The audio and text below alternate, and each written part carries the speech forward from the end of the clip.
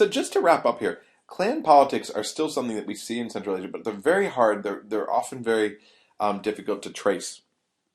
Again, because you have this lack of transparency, and there's been some work on them, but not a ton. Now I want to move on and talk. We've talked about the mechanisms of democracy, and we've delved into political culture, including clan politics.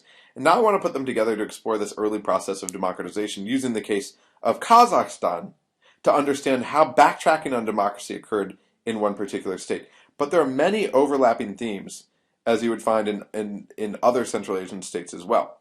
So we'll also look at public opinion using a sort of most different systems approach, Kazakhstan being a more liberal state and Uzbekistan as a most authoritarian, more authoritarian state. Now, at first in Kazakhstan and also in Kyrgyzstan, you really had some political diversity. Nothing like in post-communist Eastern Europe, or Central Europe, I should say, where tens of parties would actually go out there and try to win control in literally free and fair elections. And you would have parties like the one that I love, I brought up in 260, if you want to look back at there is the Polish Beer Lovers Party, which subsequently, after gaining power, fragmented into the Big Beer Party and the Little Beer Party. You didn't have things like this in Central Asia, but you did have some real political diversity. In Kazakhstan and Kyrgyzstan, for at least a brief spell, where social interest groups were better represented. They could campaign as parties. So in Kazakhstan, some of these early political parties included the Socialist Party, which was the successor of the Communist Party, which was obviously Nazarbayev's party. And really was about continuity of the status quo, meaning very slow reforms. You also had the People's Congress, founded in October 1991, which was headed by the head of the Nevada Semipalatinsk organization. Which looked at anti-nuclear platforms.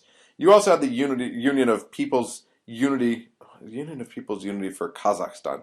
Later, this became the People's Unity Party because that obviously sounds awful. And leaders here developed their own personal political ambitions that would challenge Nazarbayev.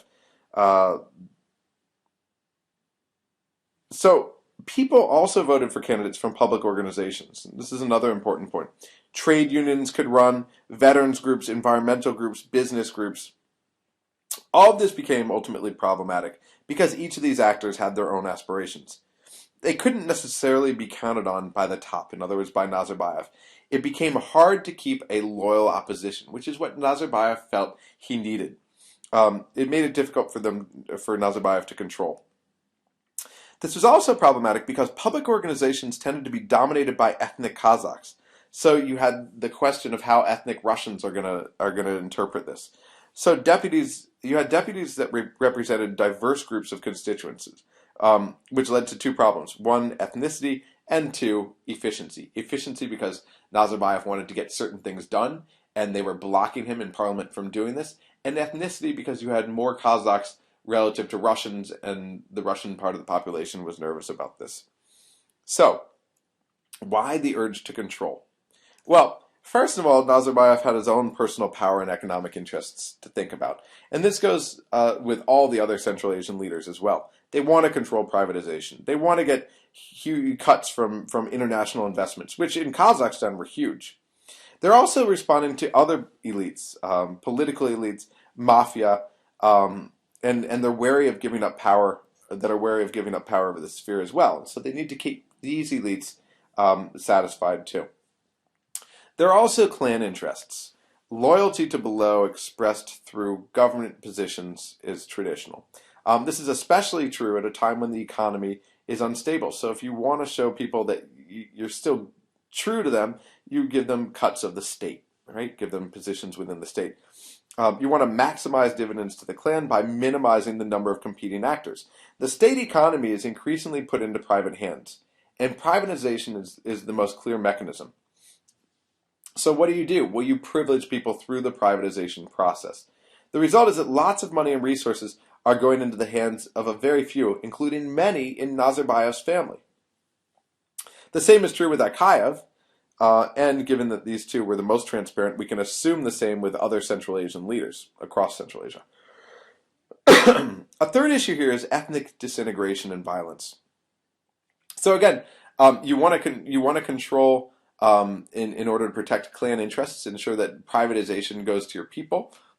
Then there's the threat of ethnic disintegration in Kazakhstan, Kyrgyzstan, Tajikistan in particular, because you have these multi-ethnic states. You have strong nationalists on both sides of the line in Kazakhstan. You have Russian nationalists, the Kazakhs in particular, then you have strong Kazakh nationalists. Nazarbayev accepted them to a certain degree. He only attacked the most militaristic of these. Alash, which included a parliamentary structure to assist it in its quest for pan-Turkism, was one of the ones that he cracked down on. Ethnicity has played a strong role in post-independence Kazakhstan. There are questions about citizenship and dual citizenship, the degree to which Kazakhstan should be formally defined as an ethnic identity versus a state identity, and what the role of Russians should be ultimately as a Russian, I should say, Russian language. Should Russian be a social language between the peoples? That's how they defined it. Should it be something else? You had all these threats to disintegration, so Nazarbayev felt he had to control the state. There were also threats from emigration, outward migration. It's important to keep parts of the population at home, especially where parts of the population are so important to running the state. And the ethnic Russians had historically been left to run in the state. You also need them for other reasons. You need them for a tax base. Emigration's rarely a good thing because who emigrates? Well, the young and the able, right? Who's left there to take care of the old and the sick? Well, the old and the sick. So Russian emigration from Kazakhstan wasn't too great because of the strength and security in numbers and the enclave effect that Russians had. Right? They were their own little group. They felt like they were pretty stable.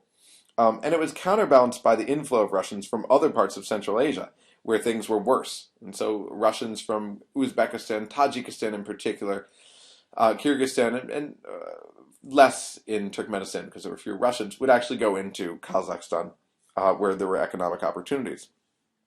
But note that the young and the bright Russians were less prone to stay in Central Asia. So you do get a brain drain. Not numbers, it's not the numbers of the lost that count, but it's who was lost.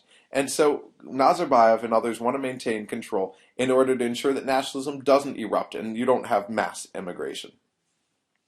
There are, of course, international dangers, especially the threat of secession, or the threat that new imperial powers are going to come in. Old imperial powers like Russia coming back in, especially in Kazakhstan, or new imperial powers. And in particular, Turks were considered at first, the Chinese. And the Americans, arguably, although we were so far away that wasn't really seen as a threat. And finally, you've got economic reform programs. All of them, especially Turkmenistan, where you want to become self-sufficient in numerous areas, but across the board where there's a lot to be done, all of them revamp their infrastructure, they upgrade and modernize their facilities, etc. So economic reform is something that people want to control from the top. Remember, the richer the state is, the more you can steal from.